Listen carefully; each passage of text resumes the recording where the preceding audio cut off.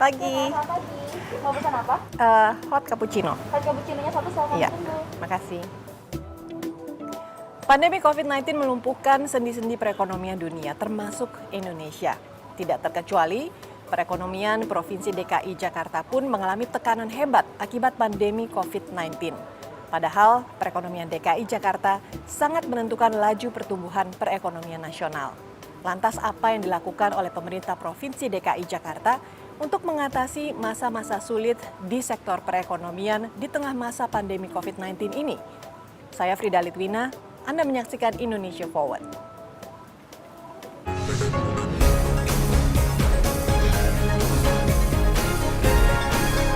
Sesaat lagi Anda akan menyaksikan Indonesia Forward in association with Selamat pagi Ibu-Ibu. Lagi ngobrol apa ini, seru banget. Ya, sudah hadir bersama saya pejabat Sekda sekaligus Asisten Perekonomian dan Keuangan Provinsi DKI Jakarta, Ibu Sri Haryati, dan juga peneliti senior Indef, Ibu Eni Sri Hartati. Ibu-ibu, sorry nih mengganggu ngobrol-ngobrolnya. Saya mau ikutan nimbrung ngobrol kalau gitu. Boleh Mbak Frida. Kita tahu kan di tengah masa pandemi COVID-19 ini perekonomian seluruh dunia mengalami kesulitan, termasuk juga Indonesia. Dan tentunya DKI Jakarta sebagai salah satu penentu laju pertumbuhan perekonomian nasional juga terkena dampaknya. Mungkin saya mau bertanya dulu kepada Ibu Sri, bisa menjelaskan bagaimana kondisi perekonomian DKI Jakarta sekarang ini setelah mengalami masa pandemi selama berbulan-bulan, Bu? Baik, terima kasih Mbak Frida. Jadi betul disampaikan bahwa Jakarta itu punya kontribusi ekonomi untuk nasional itu cukup tinggi. Sekitar 17-18% menyumbang perekonomian nasional. Nah, dalam kondisi COVID ini, kalau kita lihat dari triwulan pertama itu sebenarnya kita positif ya, masih 5,06. Nah, pada saat triwulan kedua itu memang cukup terpuruk, kita di minus 8,23. Dan kemarin baru saja kita dengar rilis dari BPS di posisi minus 3,8. Sudah masuk masa resesi bahkan ya? Sudah masuk ya, karena 2 kali negatif. Tetapi kalau saya lihat, kalau kita bisa melihat bahwa itu semuanya sudah ada perbaikan yang luar biasa ya, minus 8 ke minus 3,8. Saya kira ini sudah menunjukkan hal yang juga positif. Tapi tentu saja ke depan kita lakukan lagi berbagai upaya agar rebound-nya itu lebih cepat seperti itu. Baik, Ibu Eni bisa menanggapi tidak dari kacamata, ini kan kalau Ibu Sri di dalam pemerintahan Provinsi DKI Jakarta yang ikut tentunya memperhatikan secara detail. Kalau Ibu Eni sendiri sebagai pengamat dan peneliti melihat kondisi perekonomian DKI Jakarta setelah berbulan-bulan masa pandemi seperti apa? Ya, jadi kalau lihat progresnya sih lumayan ya, kita harus apresiasi karena setelah minus 8 sekarang sudah mulai minus 3,8. Artinya sudah hampir 2,5-nya lah terpangkas atau mengalami perbaikan. Tapi memang DKI ini kan benar-benar lebih karena disebabkan COVID-nya gitu. Bukan karena katakanlah kinerja pemerintah daerahnya yang kurang bagus atau gimana. Karena memang DKI mayoritas memang sektor jasa. Sebagai metropolitan kan nggak ada sektor pertanian, dan industri pun juga industri jasa kebanyakan. Terutama jasa apa? Jasa yang terkait dengan akomodasi, perhotelan gitu kan yang paling besar selama ini kontribusinya terhadap DKI. Sementara kalau COVID ini masih penyebarannya trennya masih positif, menaik atau belum melandai, memang nggak akan memungkinkan sektor-sektor tadi dibuka, Mbak Frida. Jadi memang ini kuncinya memang bagaimana COVID ini segera dikendalikan. Dan menurut saya upaya pemerintah DKI untuk melakukan tracing, tracing juga sudah luar biasa.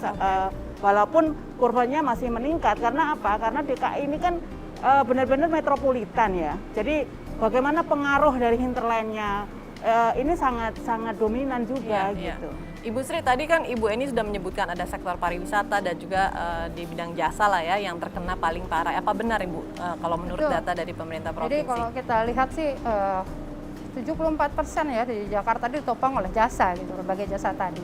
Jadi betul disampaikan akomodasi yang kita lihat kan dari sisi hotel dan lain-lain, emang okupansinya sangat-sangat turun drastis gitu ya dengan kondisi COVID ini. Nah, tetapi seperti kita ketahui mulai dari awal di tanggal 10 April ya, DKI Jakarta menetapkan PSBB. Nah, kinerja kesehatan sudah kelihatan membaik gitu ya. Nah, kemudian kita buka dengan PSBB transisi, sehingga sektor demi sektor tuh kita mulai buka. Tentu saja kebijakan untuk membuka sektor juga kita tidak semerta-merta. Jadi kami Pemprov DKI selalu bekerja sama dengan epidemiolog ya. Kita punya tim khusus yang membantu Pemprov gitu untuk melihat bagaimana kinerjanya dan bagaimana kemudian sektor-sektor yang dibuka secara bertahap gitu ya, dengan tetap protokol COVID kita jaga dan lain-lain. Dan setiap minggu kita melakukan evaluasi untuk melihat kondisi kesehatan dan juga bagaimana berdampak terhadap ekonomi dan lain-lain. Seperti itu, Mbak. Oke, Ibu Eni kalau melihat dari berkaca di tahun-tahun sebelumnya, apakah ini merupakan kondisi terparah nih Bu sekarang ini? Iya, dan terparahnya itu tidak hanya DKI, tapi juga Indonesia dan bahkan dunia, gitu. Jadi memang ini benar-benar satu kondisi shock terhadap perekonomian yang memang bukan dikarenakan siklus konjunktur gitu kan atau siklus bisnis, tapi benar-benar karena murni pandemi. Nah, makanya yang paling utama adalah bagaimana penyelesaian pandemi itu betul-betul serius gitu.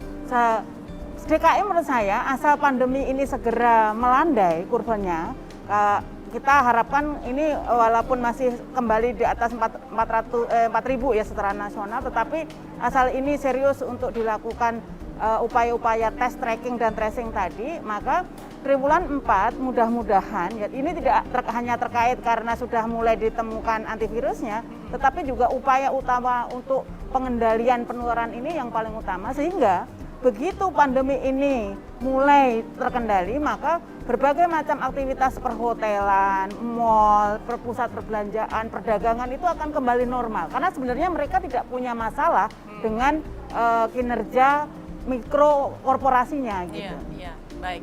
Nah, Ibu, di tengah-tengah wabah atau pandemi pasti ada manfaat atau silver lining lah yang bisa ada. diambil. Kalau menurut Ibu Eni, itu manfaat apa terbesar? Sektor telekomunikasi itu terbesar. Bahkan di triwulan 2 kemarin itu dan sampai triwulan 3 itu masih double digit. Triwulan 3 itu DKI aja masih 11%, nasional juga demikian. Jadi kalau sederhana saja ya Mbak Frida, kita dulu mau melakukan reformasi birokrasi dengan mengurangi ya, tatap muka dengan online itu setengah mati nggak jalan-jalan. Tapi begitu pandemi dipaksa semua, termasuk pendidikan dan sebagainya. Memang satu sisi ini banyak menimbulkan persoalan. Ibu-ibu rumah tangga terutama harus mengajari anaknya gitu kan. Tapi di sisi lain sektor ini berkembang sangat pesat. Kalau dari pemerintah Provinsi DKI Jakarta sendiri, Bu? Jadi saya kira dengan pandemi COVID ini banyak sekali pelajaran harus kita ambil gitu ya. Tadi sudah disinggung bagaimana transformasi digital ini menjadi hal yang sangat concern gitu. Jadi sekarang suka tidak suka kita harus masuk ke situ. Dan kebetulan kalau DKI ini sudah sangat searah gitu dengan kebijakan kami. Jadi kita sudah punya roadmap untuk digitalisasi transformasi ini kita lakukan. Tidak hanya bagaimana kita menyelenggarakan sistem pemerintahan, tetapi juga dari pelayanan kepada masyarakat dan pastinya juga kita membuka iklim usaha terhadap jasa komunikasi informasi tersebut. Jadi ada 3 tuh Mbak tadi yang disampaikan tuh, dari mulai jasa keuangan, kemudian jasa kesehatan, dan komunikasi informasi. Itu 3 besar yang pada saat COVID justru meningkat gitu lah. Nah itu pasti perlu harus kita dorong seperti itu. Baik. Memang benar ada optimisme yang hadir di tengah terpuruknya kondisi perekonomian Ibu Kota DKI Jakarta. Gubernur DKI Jakarta Anies Baswedan juga menyebutkan bahwa kondisi ekonomi ini akan rebound lebih cepat saat wabah sudah mulai tertangani. Apa saja strategi yang dihadirkan untuk menyelamatkan perekonomian DKI Jakarta? Kita akan hadirkan ulasannya sesaat lagi. Tetaplah bersama kami.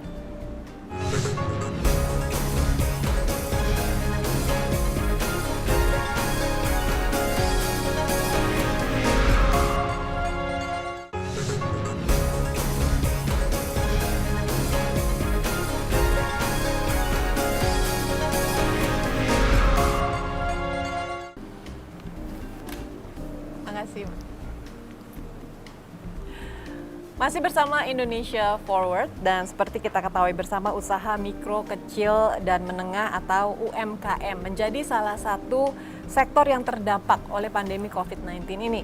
Dinas Perindustrian Perdagangan Koperasi UMKM atau PPK UKM DKI Jakarta mencatat ada lebih dari 13.000 pedagang UMKM yang terdampak. Krisis kesehatan yang menyebabkan PSBB diterapkan menyebabkan juga lapak lokasi binaan harus ditutup. Nah, Ibu Sri, mungkin Anda bisa menceritakan terobosan-terobosan apa yang dilakukan oleh pemerintah Provinsi DKI Jakarta untuk mengatasi hal ini? Ya. Jadi betul, di Jakarta itu ada, kalau kita lihat presentasi pelaku usaha, 93,46% itu UMKM. Sisanya menengah besar. Jadi kita bisa bayangkan dalam kondisi seperti ini, UMKM kita sedemikian terdampak ya, karena tadi secara jumlah memang cukup banyak. Nah, kemudian apa yang dilakukan oleh Pemprov DKI? Kita ya mulai dari tahun 2017 kita sudah punya program ya, kita namakan Jakpreneur. Jadi suatu program bagaimana kita melakukan pendampingan, bimbingan bagi para pelaku usaha tersebut. Nah, dalam kondisi COVID ini, tentu kita melakukan banyak terobosan. Seperti tadi disinggung bicara transformasi digital. Nah, dalam UMKM kita juga seperti itu. Jadi go digital menjadi keharusan. Seperti itu. Jadi kita lakukan bimbingan bagaimana mereka tetap bisa melakukan pemasaran secara digital. Jadi tidak bisa hanya mengandalkan konvensional saja. Jadi pertama kita lakukan bimbingan terus kepada mereka, karena kita punya platformnya yang sudah bergabung sekitar lebih dari 140.000 UMKM di DKI yang sudah bergabung di dalam Jakpreneur kami. Nah, yang kita lakukan selama ini sesuai dengan yang selalu disampaikan Pak Gubernur adalah Jakarta 4.0, bahwa kita Jakarta berkolaborasi. Ya, melalui Jakarta Development Collaboration Network, dan kita punya namanya program kolaborasi sosial berskala besar, yaitu KSBB. Nah, salah satu window-nya adalah tentang UMKM ini. Jadi konsepnya kurang lebih bahwa kita menghadapi permasalahan ini tidak sendiri, tidak hanya pemerintah, tapi semua stakeholder kita libatkan. Berdasarkan data per hari ini saja sudah ada 81 kolaborator yang kemudian bersama-sama dengan kita bagaimana menanggulangi terkait dengan UMKM ini. Jadi mereka ada yang melakukan pelatihan, ada juga pendampingan terkait dengan permodalan. Jadi kita kerjasama dengan fintech dan lain-lain. Dan UMKM itu juga sudah kita data, sudah ada profilnya dan sudah ada rekomendasi, sehingga fintech maupun kita juga melakukan permodalan dari sisi perbankan itu juga kita lakukan. Jadi mulai dari kita lakukan pendampingan, kita lakukan pelatihan yang relevan. Kemudian juga kita membuat namanya e-order, Mbak.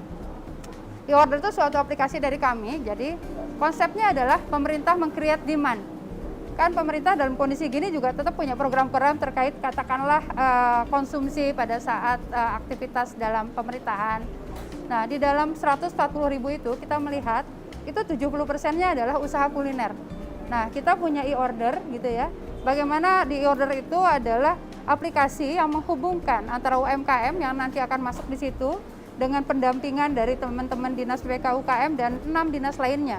Jadi yang bertanggung jawab di UMKM ini kita ada 7 dinas gitu ya yang bertanggung di situ. Nah, kemudian saat kami ingin melakukan, katakanlah kita ada rapat yang harus tepung muka dan kemudian ada konsumsi yang harus kita beli. Nah, kita ngambil dari sana, Mbak. Gitu. Jadi disitulah kita meng-create demand. Selain juga kemarin kita ada program pengadaan masker. Nah, itu pengadaan masker itu kita ngambil dari UMKM gitu loh. Jadi itu kurang lebih yang kita lakukan. Selain juga kita punya program untuk percepatan perizinan. Ya, kita punya program antar jasa izin gitu ya. Jadi kalau yang lalu filosofinya mereka mengajukan izin, kalau sekarang kita memberikan izin. Jadi secara aktif teman-teman dari Dinas Penanaman Modal dan Pelayanan Terpadu Satu Pintu itu karena sudah ada platform nama-nama pelaku usaha UMKM tersebut. Nah, kita lakukan pemberian izin gitu karena syarat-syaratnya sudah terpenuhi, kita antar melalui AJIP tadi. Seperti itu. Banyak sekali Bu ya terobosan yang dilakukan oleh Pemprov DKI Jakarta. Namun ada salah satu terobosan yaitu penerbitan izin usaha mikro kecil, pemberian kredit usaha bagi pemula dan juga penyaluran dana pemulihan ekonomi. Ini dilakukan oleh Bank DKI ya. Dan juga pembentukan koperasi di 12 kampung prioritas. Bagaimana teknis pelaksanaannya? Bisa Ibu Sri jelaskan? Iya, jadi yang pertama yang tadi saya sampaikan ya, ada namanya izin usaha mikro kecil gitu loh. Kita memberikan izin sebenarnya untuk apa sih izin itu terhadap UMKM? Tentu dalam beberapa pemasaran kadang-kadang memang izin ini diperlukan dan itu ada sebagai suatu kepastian bagi mereka untuk melakukan usahanya.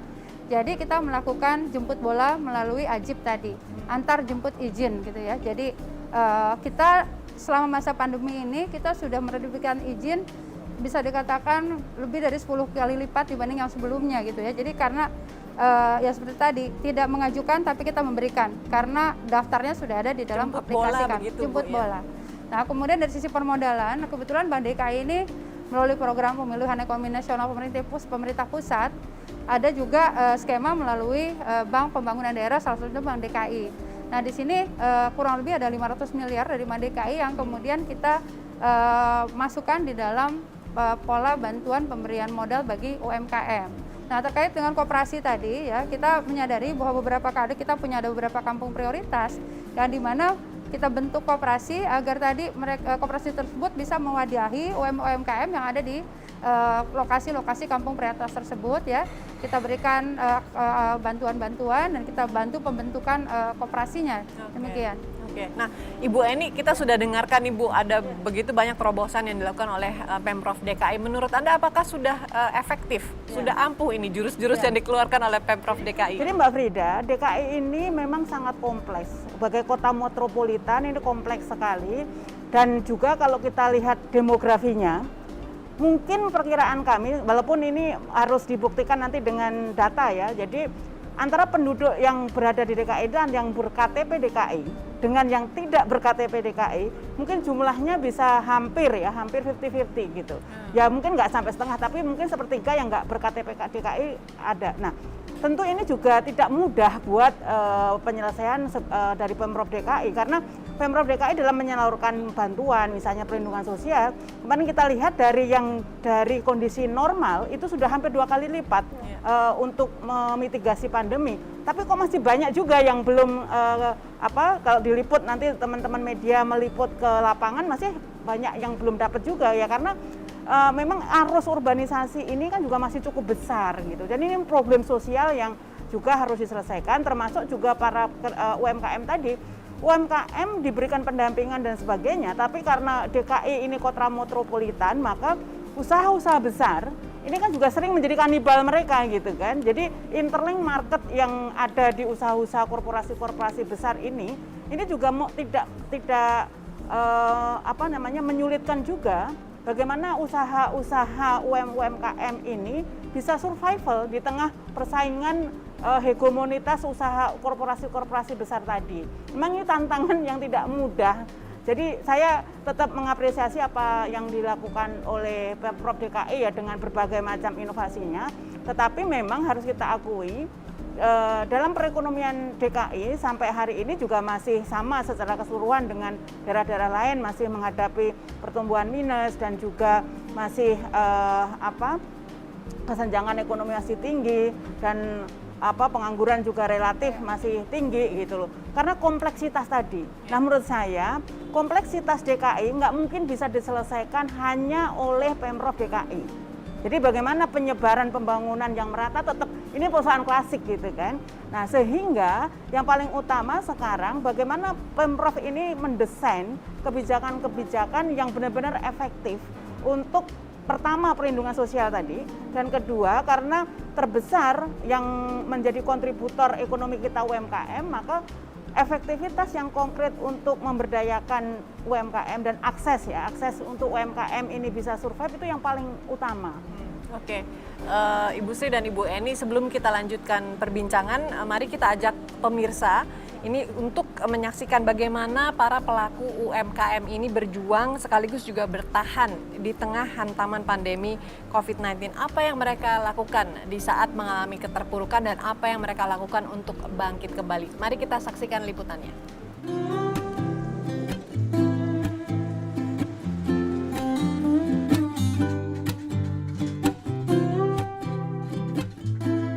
Berawal dari sekedar hobi, Latifah menyulap lahan pekarangannya menjadi kebun budidaya sayuran hidroponik. Siapa sangka, ternyata usaha sayurannya ini semakin laris saat pandemi. Omset yang didapat bahkan bisa mencapai lebih dari 200% per bulannya. Latifah juga mengajak warga di sekitar rumahnya untuk menanam sayuran hidroponik. Awal mulanya, saya belajar budidaya hidroponik. Gitu ya. ternyata asik dan menghasilkan gitu ya. Akhirnya saya jadi tambah-tambah terus gitu ya itu. Karena permintaan cukup tinggi, yang tadinya saya hanya mendapatkan 100%, bahkan bisa jadi 200%. Saya siap kok apabila ada market atau resto yang mau bekerja sama dengan kami tanam sesuai dengan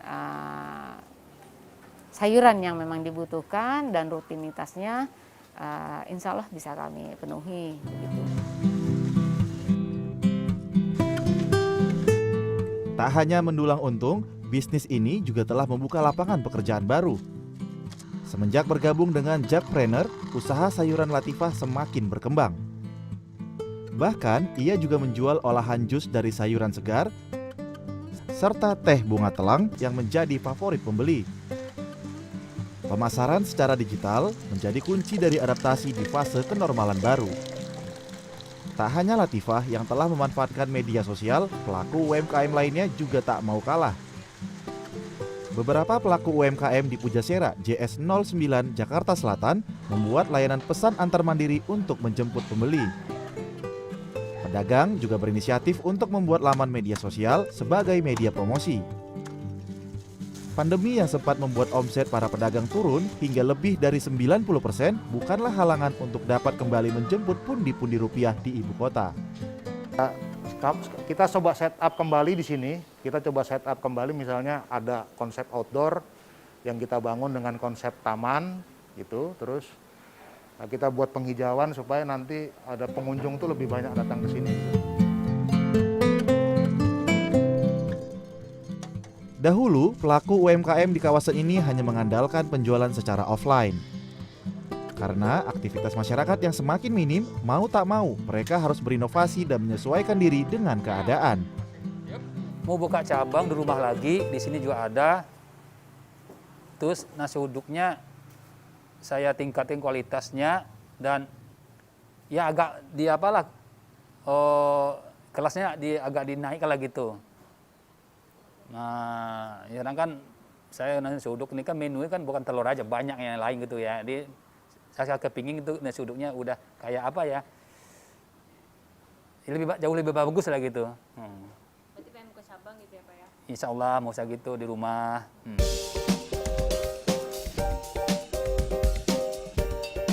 Pandemi bukanlah alasan untuk tidak menerima perubahan. Kondisi bisnis yang semakin sulit di satu sisi juga dapat membuka peluang baru bagi sebagian orang. Meski keuntungan yang didapat masih cukup sedikit, tapi hal ini tak mematahkan semangat pelaku UMKM untuk tetap bermimpi. Tim Liputan CNN Indonesia, Jakarta. Ya, kita sudah saksikan bersama tayangannya. Ibu Sri, Anda pasti sering bertemu dengan pelaku UMKM di lapangan, Bu ya. Berapa banyak UMKM yang saat ini sudah memetik manfaat dari terobosan yang diberikan oleh Pemprov DKI Jakarta? Ya, saat ini kalau yang tergabung di Jakpreneur kami itu udah lebih dari 140.000, Mbak, yang sudah. Target kita sebetulnya sampai dengan 5 tahun dari 2017 itu di 200.000. Jadi ini sudah melebihi target kami gitu ya. Dan seperti tadi kita lihat bagaimana kita melakukan bimbingan tidak hanya sekedar dari sisi teknis, terus bagaimana juga melakukan pemasaran digital, tapi juga kita memberikan motivasi sehingga UMKM ini dalam kondisi apapun juga tetap bertahan, bagaimana meningkatkan kreativitas, inovasi dan lain-lain. Itu juga yang kami lakukan. Sehingga seperti tadi yang kita saksikan ya, mereka tidak terpuruk, mereka terus bangkit dan kita bersama-sama dengan pemerintah DKI, UMKM dan tadi kolaborator yang saya sebutkan adalah ada perusahaan gitu, ada pelaku usaha maupun ada lembaga-lembaga lainnya yang kemudian memberikan bantuan juga UMKM ini melalui kolaborasi sosial berskala besar di sektor UMKM yang tadi saya sampaikan. Nah, dengan terobosan-terobosan yang dilakukan oleh Pemprov DKI, apakah Ibu melihat bahwa sekarang pun pelaku UMKM akan mampu kembali menjadi pahlawan perekonomian nasional, Ibu? Kalau itu nggak ada pilihan sih Mbak, karena apa? Karena sekali lagi 99 kontributor ekonomi kita itu UMKM. Jadi kalau UMKM ini tidak benar-benar diberdayakan, maka upaya pemulihan ekonomi pasti terlambat atau terhambat gitu kan. Jadi ini bukan apakah bisa atau tidak, harus bisa. Karena kalau UMKM nggak diberdayakan ya karena ini porsinya terbesar maka ya tidak akan segera recovery. Nah, jadi ini inspiring sekali sebenarnya dari contoh sederhana tadi. Karena begini, UMKM bagaimanapun apalagi di kota metropolitan ya nggak akan mungkin bersaing dengan usaha-usaha besar kalau mereka mengandalkan skala ekonomi atau skala produksi gitu kan, karena pasti kalah gitu kan, harganya juga akan kalah. Tapi dengan terobosan digital gitu kan, dari yang mikro langsung dia end to end, seperti kalau pembiayaan kan P2P itu, kalau ini kan end to end, jadi langsung dari produsen langsung ke konsumen. Ini kan memangkas yang namanya rantai distribusi dengan terobosan digital tadi. Nah, sehingga ini yang akan mampu menumbuhkan persaingan. Mereka mampu kompetitif menghadapi persaingan apalagi untuk yang skala perusahaan global gitu kan. Nah, sehingga ini yang nanti ke depan ini bisa menjadi seperti role model ketika sekalipun tidak ada pandemi. Jadi karena masyarakat ketika pandemi ini dipaksa langsung melek atau terliterasi dengan digital, maka ini yang nanti akan membuat mereka survive ketika pasca pandemi sekalipun. Nah, termasuk juga DKI kan memang lahannya pada kecil-kecil ya. Orang punya rumah aja sudah alhamdulillah. Nah, hidroponik itu juga bisa membantu ekonomi rumah tangga. Apalagi kalau misalnya ada subsidi katakanlah bibit. Di Jepang kan begitu. Jadi masing-masing rumah tangga ini kalau mau menanam semacam apakah tanaman sayur-sayuran atau juga empon-empon gitu Bu Sri, itu dikasih gratis oleh pemerintah gitu kan. Nah, sehingga ini juga akan mampu tadi selain menghidupkan ekonomi rumah tangga tapi juga mulai mengikis kesenjangan sosial. Iya, dan juga ada mungkin culture baru ya Bu ya yang tumbuh dari situ ya. Jadi orang terbiasa untuk saya di rumah sudah mau makan apa tinggal petik gitu. Bangsa sayur mayur itu cepet loh Bu Sri. Sebulan tuh udah tumbuh. Konsepnya namanya di kami urban farming, Mbak. Jadi urban farming. Jadi betul tadi disampaikan kita punya Dinas Ketahanan Pangan, Kelautan dan Pertanian yang dalam program Jakprenernya adalah menyasar rumah tangga tadi. Juga kita berikan bantuan bibit, terus kita punya penyuluh ya, penyuluh di setiap kecamatan juga ada, kita lakukan bimbingan. Dan tadi tidak hanya dari sisi gizi keluarga masih tetap terjaga, tapi tadi juga bisa dijual gitu ya untuk peningkatan ekonomi keluarga. Kira begitu. Masih ada tentunya strategi yang lain yang dilakukan oleh Pemprov DKI Jakarta, tapi kita bahas nanti di segmen berikutnya. Tetaplah bersama kami.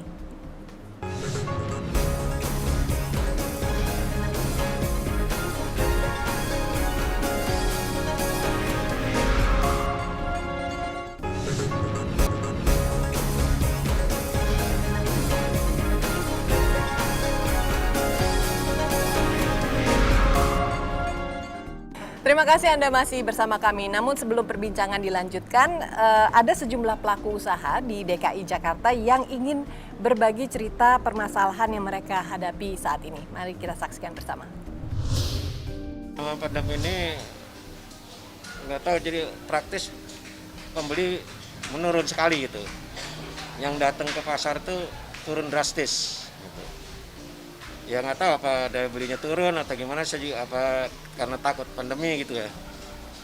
Nah, dari situ mempengaruhi omset kita sangat signifikan, ini juga lumayan juga bisa 50% bawah gitu.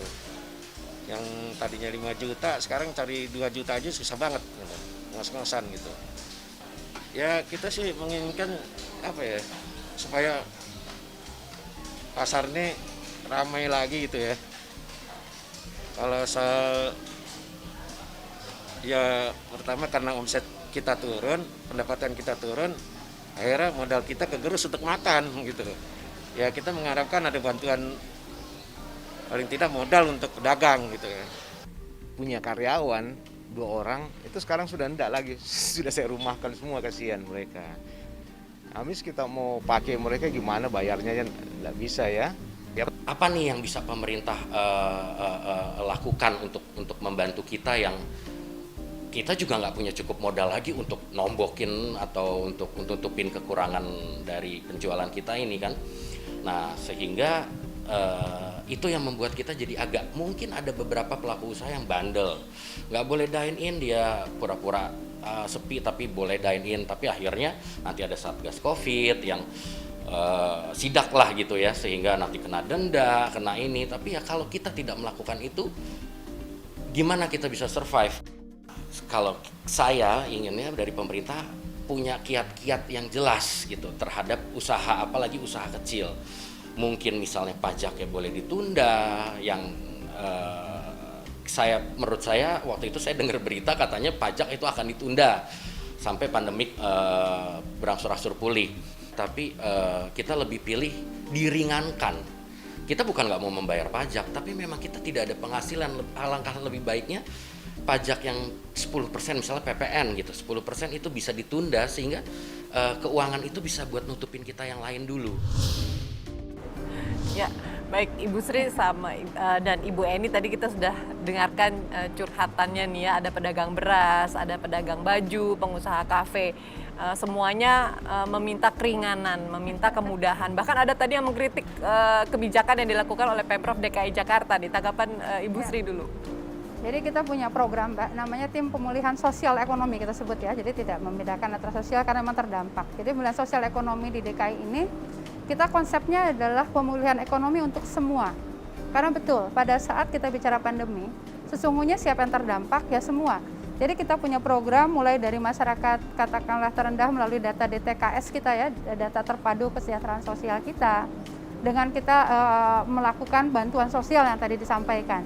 Jadi gambarannya itu dalam kondisi normal DKI itu melakukan bantuan tuh kurang lebih ke 1,1 juta orang. Nah dalam kondisi pandemi ini meningkat sampai posisi ke 2,4 juta KK. Bukan orang ya, tapi KK. Bisa 3 kali lipat bahkan. Ya, itu jadi ya, seluruh di Jakarta kita tuh punya 3,6 juta KK. Udah hampir 2/3 yang kita bantu melalui bansos. Alhamdulillah kita tidak sendiri ya. Jadi kita berbagi tugas dari 2,4 tersebut, 1,3-nya itu adalah dibiayai oleh APBN melalui Kementerian Sosial dan 1,1 oleh kita. Jadi saya ingin memberikan gambaran bahwa memang dampaknya luar biasa yang kita. Dan itu sampai dengan sekarang masih kita lakukan pemberian bantuan sosial tersebut.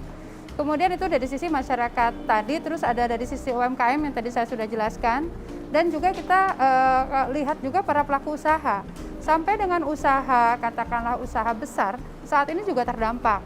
Kita membuat program pemulihan ekonomi secara semua dengan pemberian relaksasi yang berbeda-beda tentunya. Tadi disinggung masalah keringanan. Jadi kita saat dalam pandemi ini kita punya namanya retribusi itu untuk masyarakat tertentu, UMKM dan lain-lainnya kita nolkan, Mbak. Jadi mulai dari bulan April itu kita tidak lakukan penagihan, artinya mereka memang free untuk tidak perlu membayar retribusi untuk yang tertentu ya. Nah untuk sektor-sektor besar ya kita melakukan, saya kira kalau pemerintah pusat juga sudah melakukan berbagai upaya relaksasi pajak. Nah di bawah pemerintah Provinsi DKI tentu misalnya pada saat kita bicara PBB saja misalnya. Di PBB ini sebetulnya sudah dalam waktu yang cukup lama kita melakukan relaksasi, artinya untuk masyarakat tertentu seperti misalnya yang rumah 1 miliar itu tidak bayar PBB. Terus beberapa sektor seperti beberapa usaha seperti guru, kemudian juga pensiunan PNS gitu ya. Kemudian juga veteran dan lain-lain juga kita lakukan relaksasi pembebasan. Itu sebelum Covid pun sudah kita lakukan. Nah, terkait dengan PBB ini, di 2020 penetapan NJOP kita juga tidak berubah dari yang 2019. Dan mungkin juga 2021 kita lakukan evaluasi kembali. Jika dimungkinkan untuk tidak naik atau seperti apa, kita lihat juga nanti ya, lihat dari kondisinya. Nah, saat ini kita lakukan relaksasi berupa bahwa PBB itu bisa dibayarkan sampai dengan akhir tahun tanpa denda. Itu hal-hal salah satunya yang kita lakukan dalam rangka melakukan relaksasi bagi dunia usaha tersebut. Nah satu lagi terkait masalah investasi gitu ya, investasi juga kita serius dalam kondisi seperti ini. Kita lakukan berbagai upaya pensimplifikasian perizinan, bagaimana izin kita buat mudah gitu ya, sehingga kemudian Jakarta tetap menarik bagi investor, karena investasi tersebut tentu akan mengenerate ekonomi dengan multiplier effect yang tampilkan ya kalau pada saat itu berjalan. Jadi untuk semua segmen itu kalau kita lakukan berbagai upaya seperti itu. Ibu Eni tanggapannya gimana? Bahkan tadi ada pemilik kafe yang minta pajaknya jangan ditunda pembayarannya tapi diturunkan begitu. Usulnya seperti itu. Ya sebenarnya kalau dari skema kebijakan pajak itu memang urusannya Kementerian Keuangan karena rezimnya kan cuma satu ya, rezim terpusat kalau urusan pajak. Tapi sebenarnya dari Kementerian Keuangan kan memang untuk UMKM kan untuk jangankan pandemi, di luar pandemi kan UMKM juga mendapatkan insentif pajak atau relaksasi pajak. Pemerintah daerah ranahnya paling ya hanya restribusi dan sebagainya. Restribusi udah dinolkan, sudah bagus gitu. Tapi yang memang sangat bermasalah apa yang dikeluhkan tadi, memang kalau ke depan harus diperbaiki itu memang data terpadu kesejahteraan sosial itu, DTKS itu yang memang selama ini gaduh bener gitu loh. Nggak ini karena kan memang data sosial itu kan nature-nya Mbak, itu kan dinamik ya. Jadi hari ini orang ada yang lahir, besok ada yang meninggal dan sebagainya lah gitu. Nah, ini memang harus ada terobosan bagaimana validasi dan update data itu benar-benar real time gitu kan. Nah, tentu ini harus ada satu rekayasa kelembagaan bukan lembaga ininya ya, tapi bagaimana sistem ini bisa cepat untuk menyesuaikan perubahan dinamika dari data-data sosial masyarakat. Sebenarnya dengan adanya IKTP ini sudah sangat membantu mestinya. Cuman kan karena kemarin IKTP kita bermasalah, mesti harus ada konsolidasi lagi. Jadi selama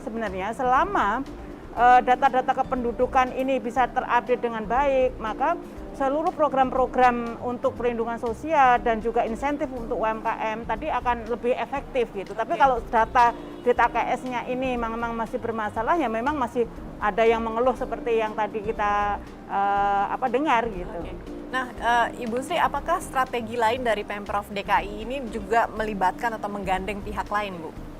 Ya, pasti ya. Jadi setiap kebijakan yang kita lakukan ya, kita sudah bicarakan dengan stakeholder terdampaknya gitu ya. Jadi artinya kita tidak ingin membuat suatu regulasi yang kemudian tidak bisa kita laksanakan. Jadi pertama kita menggali dulu gitu ya, ada satu forum sebelum kita membuat regulasi, meminta masukan dari para stakeholder tersebut. Dan pastinya tadi juga disinggung bagaimana pemerintah pusat dan pemerintah daerah itu bersama-sama gitu. Jadi sebagai contoh di pemerintah pusat ada program dari Kementerian UMKM ya terkait dengan pemberian bantuan produktif 2,4 juta untuk usaha gitu ya. Nah jadi bagaimana DKI ini mengoptimalkan semua program-program pemerintah untuk kita bisa ikut memberikan peserta yang memang sesuai dan lain-lain. Sehingga kita dalam rangka menghadapi permasalahan seperti ini, pemerintah pusat, pemerintah daerah, terus tadi melalui kolaborator yang kemudian bisa membantu kita juga, itu semua berjalan beriringan. Gitu, sehingga itu bisa kita selesaikan dengan ya relatif baik lah sampai dengan saat ini. Oke, bagaimana dengan pihak swasta, Bu? Diajak juga kah untuk berkolaborasi ya, perusahaan-perusahaan? Kita rutin melakukan komunikasi ya. Kita ada grup khusus dunia usaha di mana semua asosiasi, Kadin, terus kemudian asosiasi sektoral PHRI, terus kemudian asosiasi pengelola pusat belanja, Perindo dan lain-lain, kita biasanya komunikasi di dalam grup, kemudian dari situ kita melalui Zoom meeting kita juga bahas dan lain-lain. Sehingga mereka juga paham apa yang memang sedang kita lakukan. Karena seperti tadi, relaksasi itu memang perlu kita lakukan, tapi jangan lupa bahwa pemerintah daerah juga perlu dana untuk melakukan penanggulangan COVID ini. Ya tadi untuk bagaimana 3T ya treatment, tracing, testing itu juga kita lakukan kan butuh biaya, bansos juga butuh. Sehingga mereka juga paham bahwa pajak memang terdampak, tetapi kita juga tetap pajak-pajak tertentu harus masuk untuk membiayai kebutuhan-kebutuhan masyarakat dalam rangka penanggulangan COVID ini. Demikian. Oke, baik.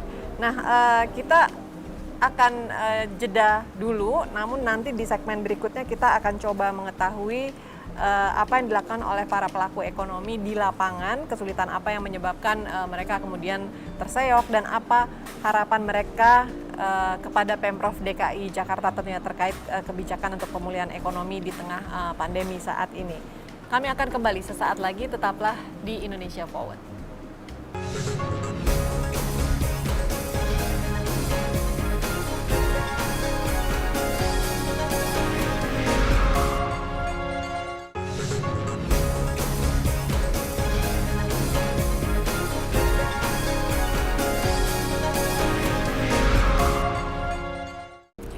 Terima kasih Anda masih bersama kami di Indonesia Forward. Dan Ibu Sri, tadi kita sudah bahas strategi-strategi yang dilakukan oleh Pemprov DKI. Ada satu yang menarik perhatian. Pemprov DKI juga menggandeng beberapa perusahaan startup ya Bu ya untuk menerapkan katakanlah terobosan-terobosan di tengah masa pandemi ini. Mungkin bisa dijelaskan kerjasama seperti apa dilakukan? Ya.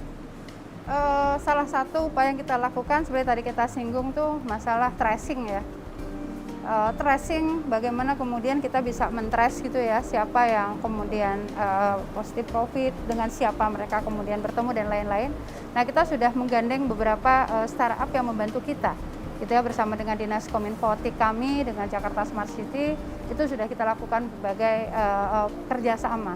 Selain itu dari sisi UMKM tadi dari sektor perdagangan, nah kita juga sudah bekerja sama dengan aplikator-aplikator, kemudian juga dari beberapa perusahaan-perusahaan yang memang bergerak dalam bidang digital tersebut gitu ya. Kemarin kami baru saja juga berkolaborasi dengan Bukalapak ya.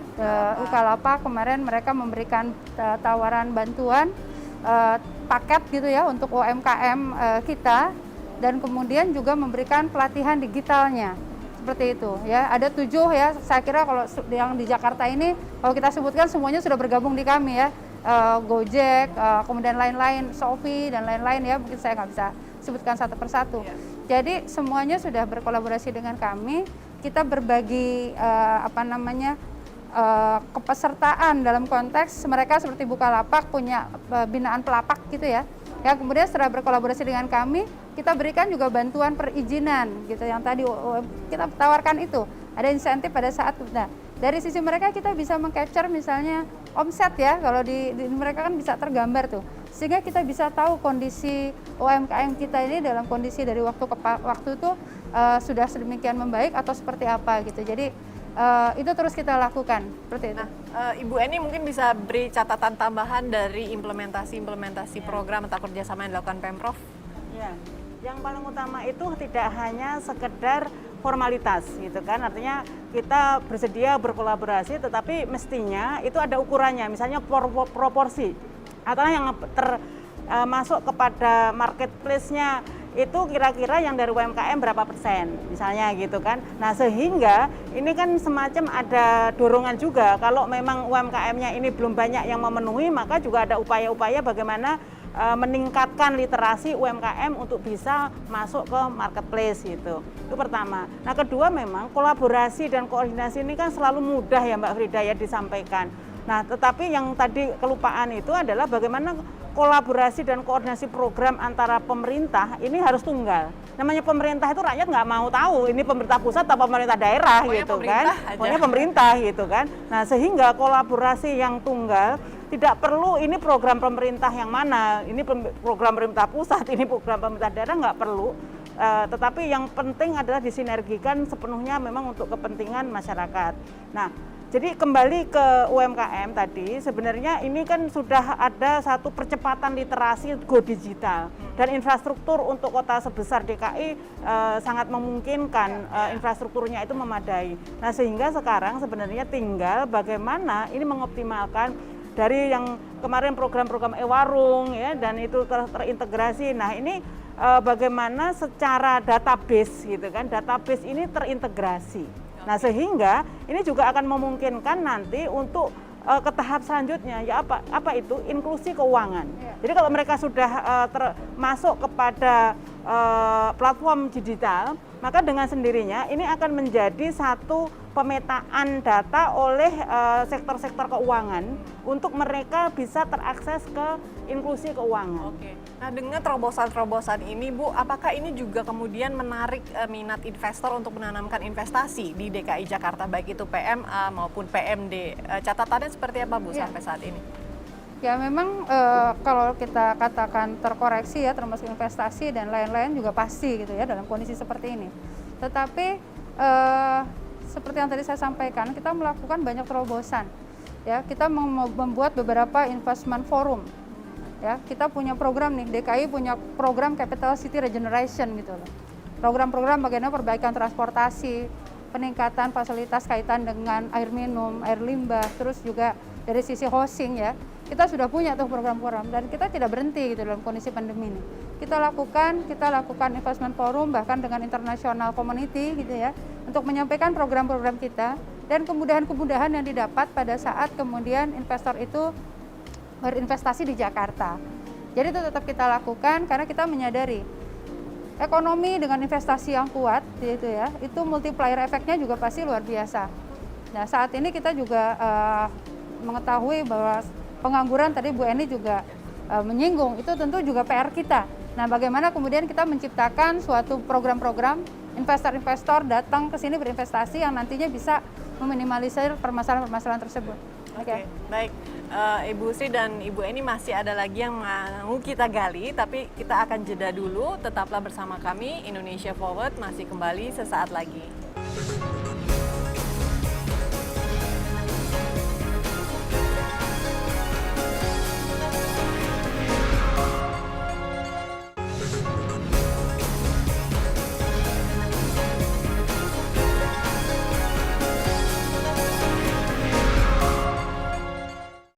Anda masih bersama kami di Indonesia Forward, terima kasih. Dan ibu-ibu, kita mau bicara mengenai masa depan nih. Kalau melihat proyeksi pertumbuhan ekonomi, katakanlah setahun atau 2 tahun ke depan seperti apa? Mungkin dari Ibu Sri dulu, kemudian Ibu Eni bisa menimpali. Memang kondisinya sangat dinamis ya, artinya banyak situasi yang unpredictable juga, karena kita juga menyadari bahwa pandemi COVID masih ada gitu ya, walaupun sudah membaik.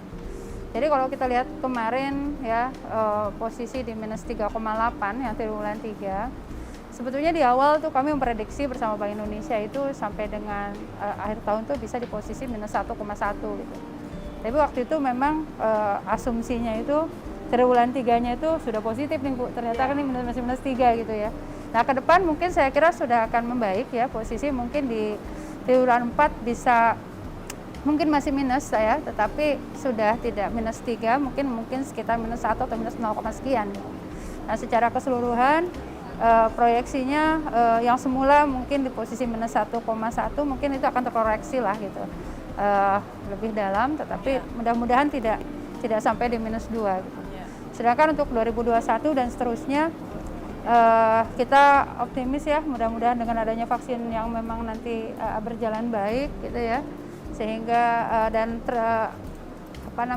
penanggulangan COVID ini dari waktu ke waktu juga sudah berjalan dengan lebih baik.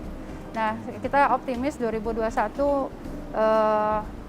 proyeksi ekonomi kita, kalau kemarin saya baca di pusat itu di posisi 4 bahkan ya Bu ya. Walaupun mungkin nanti Bu Eni bisa cerita nih dari sisi pengamat gitu ya. Tentu dari sisi pemerintah kita pastinya juga insya Allah itu bisa positif lah nanti 2021. Yang pasti asal triwulan 4-nya ini sekalipun minus nggak sampai lebih dari 2, ini akan mempunyai kecenderungan kurva V kita. Artinya DKI luar biasa lompatannya sebenarnya dari minus 8, minus 3, minus misalnya triwulan 4 nanti minus 1, syukur-syukur gitu. Kalau positif kayaknya memang belum sih, karena ini memang problemnya kan juga nasional gitu. Nah ini akan berangsur nanti begitu, apalagi kalau triwulan 4 kita benar-benar bisa menyelesaikan penularan dari pandemi ini benar-benar terkendali, maka sebenarnya jumping untuk DKI jauh lebih cepat dari daerah lain. Karena begitu pandemi selesai, semua aktivitas ekonomi yang kontribusinya besar tadi akan kembali normal, dan triwulan 1 ini sudah benar-benar positif. Jadi perbedaannya kalau daerah lain kan masih adjustment ya dengan multiplier effect yang ditimbulkan dari pergerakan ekonomi di kota-kota besar. Nah kalau DKI ini kan pionirnya, jadi begitu pandemi selesai, maka triwulan 1 2020 mulai positif. Nah triwulan sampai dengan 2021 sekalipun nggak di atas 5% lagi, tetapi minimal sudah positif di kisaran mungkin 3-4%. Oke, baik. Nah terakhir Bu, mungkin pesan kepada masyarakat, khususnya masyarakat DKI Jakarta nih, apa yang harus dilakukan nih supaya kita juga bisa membantu Pemprov dalam meningkatkan laju pertumbuhan ekonomi khususnya di DKI Jakarta? Jadi kita tentu harus berbagi tugas antara pemerintah dan masyarakat. Pemerintah sudah melaksanakan 3T, ya, bagaimana testing dilakukan, tracing kita lakukan, dan treatment kita lakukan. Dan tugas masyarakat kami himbau di sini untuk patuh gitu ya pada regulasi-regulasi, aturan-aturan yang dilaksanakan pemerintah, dan tetap menyelenggarakan 3M. bagaimana memakai masker, bagaimana mencuci tangan dan menjaga jarak itu kita lakukan. Jadi dengan adanya kerjasama yang baik dari masyarakat ya, dari sisi protokol kesehatan kita jaga, tentu ekonomi juga akan meningkat juga dengan lebih baik.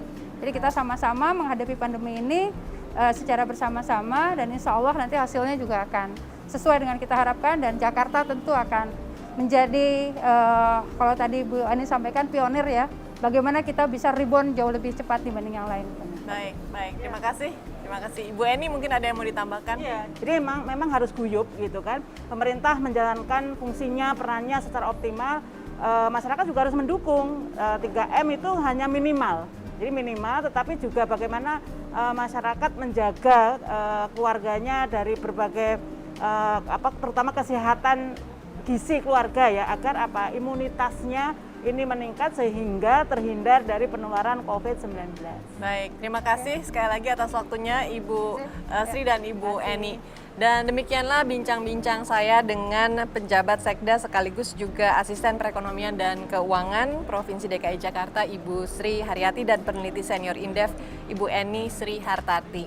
Mudah-mudahan apa yang sudah kami perbincangkan tadi dapat memberikan inspirasi kepada masyarakat khususnya di DKI Jakarta untuk melaksanakan tugasnya masing-masing sebagai warga Jakarta dan memajukan perekonomian DKI Jakarta sehingga juga ikut memajukan perekonomian nasional. Saya Frida Litwina undur diri, sampai jumpa.